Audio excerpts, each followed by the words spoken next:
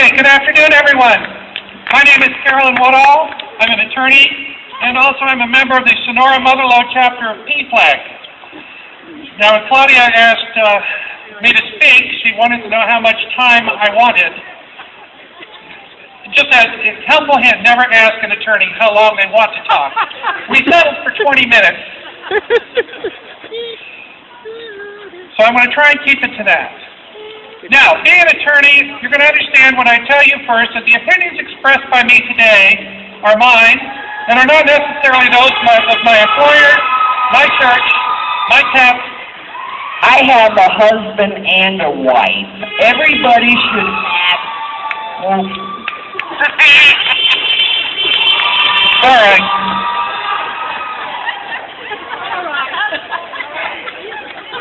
Where was I? Oh, yeah.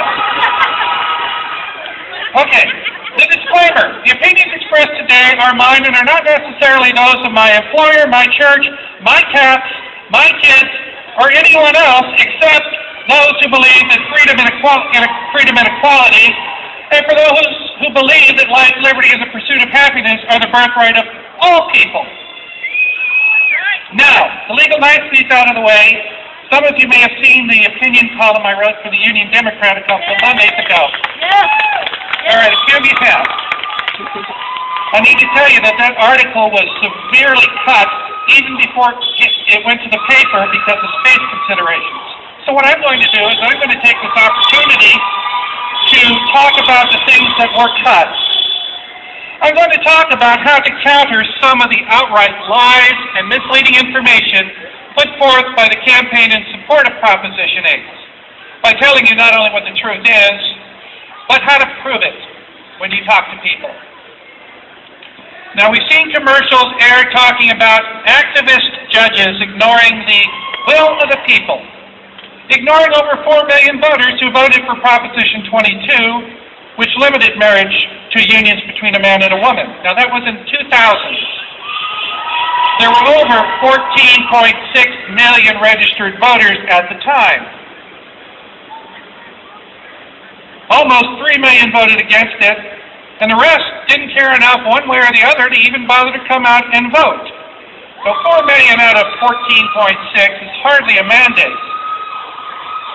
Nevertheless, when they complain about activist judges, I suppose the proponents of Prop 8 hope the electorate is too naive to realize that the judicial branch of the government, unlike the executive and legislative branches, is supposed to be beyond political pressure and the will of the voters.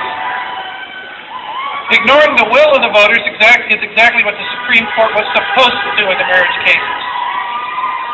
Now, when they're asked to figure out what a law means, the courts sometimes do look to the language describing what it was meant to do in order to figure out what the intent of the legislature or the voters actually was.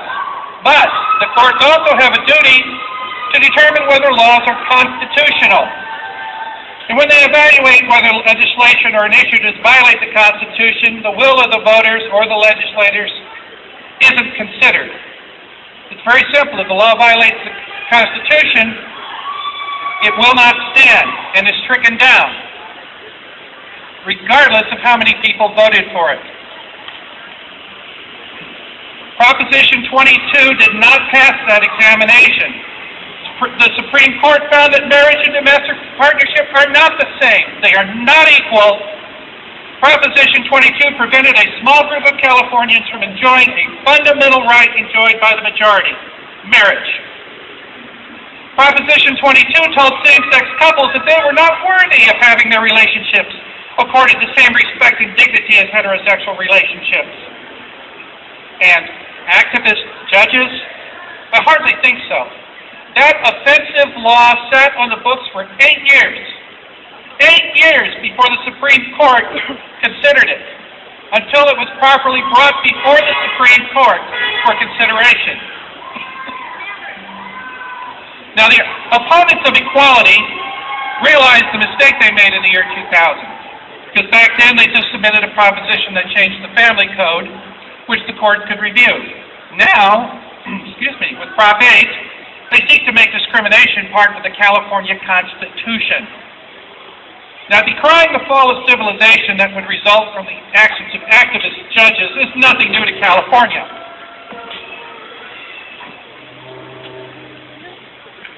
same thing was said about the 1948 case of Perez versus Sharp. In that case, the California Supreme Court ruled that the law prohibiting interracial marriages was unconstitutional. And you know what? The sky didn't fall, and civilization as we know it did not collapse, and interracial marriage is pretty much taken for granted by the vast majority of us. In the same way, the Supreme Court decided that the law limiting marriage had to be evaluated by what's called a strict scrutiny standard. In other words, they held that the state interest in discrimination, denying the minority a right enjoyed by the majority, must be so overwhelming and so important as to justify discrimination. And by that standard, the limitations on marriage, Prop 22, which said only heterosexual couples could marry, did not meet the test. It was found wanting. So in response, those who rabidly opposed equality launched an attack. Why? Well, that's hard to say. Perhaps they want everybody to live by their own beliefs.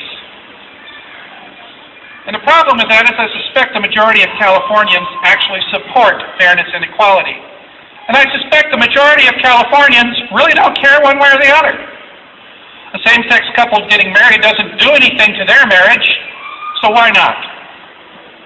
The Supreme Court said that kind of discrimination is unconstitutional, so live and let live. I think that's what most Californians think, and with that attitude, the proposition had no chance of passing. So the proponents of Prop 8 apparently decided their only hope to make their desire to deny equal treatment and dignity for same-sex couples a reality was to make it personal to Californians. They lied and said our school children will be forced to learn all about same-sex marriage in school, whether we wanted them to or not. They lied and said that the churches will have to perform same-sex marriages. The only chance they had of pushing through this piece of hate legislation as an amendment to the California Constitution was to make Californians afraid of same-sex marriage. Their only chance was to make Californians believe that this particular bit of fairness and equality was going to tear apart the very fabric of our civilization. So, let's expose some lies, shall we? Yeah. Yes. Many of the commercials supporting Proposition 8 cry out that kindergartners are going to be taught that same-sex marriage is the same as traditional marriage. I saw a letter in the Union Democrat a few days ago wherein the writer said that if Prop 8 is not passed, that children will be taught same-sex marriage is as good as traditional marriage. Well, you know what? It is. But he didn't seem to think so. And he also said that kids would be taught this whether their parents wanted them to or not, and parents had no control. Well, you know what that is? That's ignorance pretending to be wisdom. Parents control what their kids learn in school about marriage, sex, and the like, and nothing has changed with the Supreme Court decision. It's in the Education Code. To get technical, specifically, it's in sections 51.937 through 51.939 of the Education Code, and it says in no uncertain terms that parents do have the choice of whether their children learn about AIDS, HIV, and comprehensive sex education from the school, or whether they're going to learn it elsewhere, at home, the streets, wherever. In fact, section 51.938 starts off by saying this: a parent or guardian of a pupil has the right to excuse their child from all or part of comprehensive sex education, HIV/AIDS prevention education, and assessments related to that education. And it even goes on to tell parents how to do that. It requires that they be able to look at the course curriculum before making the decision. And further, the next section says that children of parents who opt out of this may not participate in the classes. So if you hear someone spouting this nonsense, not only can you tell them that you've been lied to, now you can tell them exactly where the proof is. Excuse me. And I've also read and heard some ludicrous arguments about the effect the marriage cases would have on churches. The proponents of Prop 8 claim that clergy would be forced to perform same-sex marriages or the church would lose its tax-exempt status. Bishop Blair of the Catholic Diocese of Stockton wrote the pro-Prop 8 article that appeared opposite mine in the Union Democrat. He was worried that priests who refused to marry same-sex couples, now that marriage is a right, would lose their authority to solemnize marriages. Now, come on, being a bishop, he really ought to know better than that. Yeah. First, marriage is a civil contract from a legal perspective, and the Supreme Court treated it as nothing else, going so far as to point out that California's Constitution, from the beginning, way back in 1849, distinguished civil marriage as distinct and independent of any religious requirements for marriage. That's still the law. That exact language is found in the Family Code today. Listen to what the Supreme Court actually said. Affording same-sex couples the opportunity to obtain the designation of marriage will not impinge upon the religious freedom of any religious organization, official, or any other person. No religion will be required to change its religious policies or practices with regard to same-sex couples, and no religious officiate will be required to solemnize the marriage in contravention of his or her religious beliefs.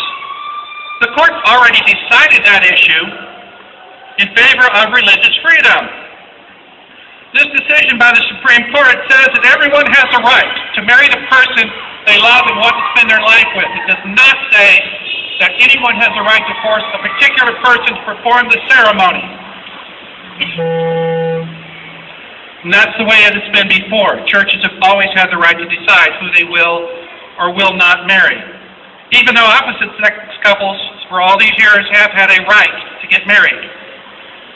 Most churches will not marry anyone, just even now. My own church requires that one of the parties be a member, they both be baptized, and that they go through premarital counseling.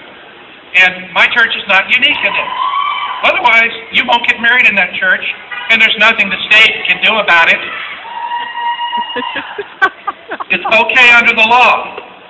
In this country and in this state, we have a concept known as the separation of church and state.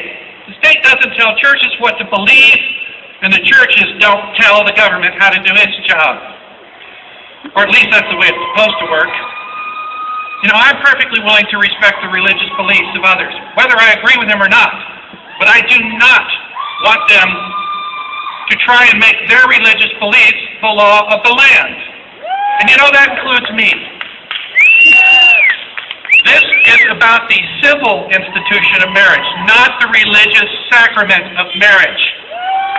The distinction is critical, and if you hear this, point out that distinction. Now, many people also seem to think that same-sex marriage will destroy the institution of traditional opposite-sex marriage. Tradition is not an excuse for discrimination. Slavery was once a tradition in this country. The so-called destruction of the institution of marriage was actually argued before the California Supreme Court. And here's what the Supreme Court decided.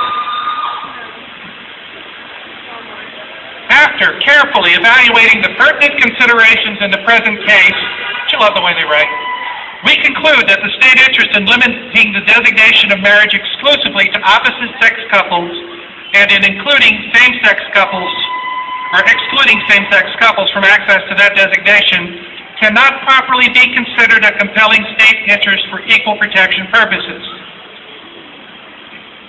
They start off with by saying there's no difference under the Constitution between same-sex couples and opposite-sex couples. And they go on. To begin with, the limitation is clearly not necessary to preserve the rights and benefits of marriage currently enjoyed by opposite-sex couples. Extending access to the designation of marriage to same-sex couples will not deprive any opposite-sex couples or their children of any of the rights and benefits conferred by the marriage statutes, but simply will make the benefit of the marriage designation available to same-sex couples and their children. All the California Supreme Court has done here is to acknowledge that according to our state constitution, all Californians should have the right to marry. They acknowledge the truth of domestic partnerships. They do not grant all the rights of marriage, and they do not confer the dignity of marriage. Domestic partnerships are not perceived to carry the same level of commitment as marriage. Now, I would make a challenge to those married people who believe that marriages and domestic partnerships are equal. I challenge you to get a divorce and enter into a domestic partnership with your spouse. You're not going to do it. You know why? Because you know in your heart that they're not the same thing. Marriage is much more important. It carries a deeper commitment. It carries respect that domestic partnership does not. No married couple is going to divorce and have domestic partnership because they're not the same. And those who are honest with themselves will see that. Now, there is a well-known picture of two water fountains in a courthouse in the South. One was a nice, tall fountain with a refrigeration equipment in it so that those who drank could have a cold, refreshing drink of water. Over this fountain was a sign that said, white. The fountain next to it was a small porcelain bowl, several inches lower than the other fountain, which delivered tepid, room temperature water. And over this was a sign that said colored. This was, with respect to race, a classic illustration of the fiction of separate but equal. It was a concept so base and degrading to human dignity that it is illegal in this country now. Proposition 8 wants to bring it back. Today it's same-sex and same-sex couples. If we start writing discrimination into our Constitution, then the next question we must ask is, who gets to be separate but equal next? Is racism going to once again become the law of the land? Are we going to see signs in store windows that say, Nina, no Irish need apply? Or will we find a new kind of discrimination that our society can justify because Prop 8 passed, because Californians said that discrimination's okay? We are 2 days from this election. Time is short. Talk to people about the issue. Tell them your story, the story of your family members or your friends. Tell them the truth about the churches, the schools, and regardless of what they feel, tell them that equality must be the law of the land. The polls are tight, folks, but you know what? Polls do not decide issues. Votes decide the issue. If you haven't voted already, go to your polling place on Tuesday and vote. Decide the issue and decide it for the preservation of fairness and equality and for the preservation of the existing right of California to marry the person they love, regardless of sex. Vote no on Prop 8.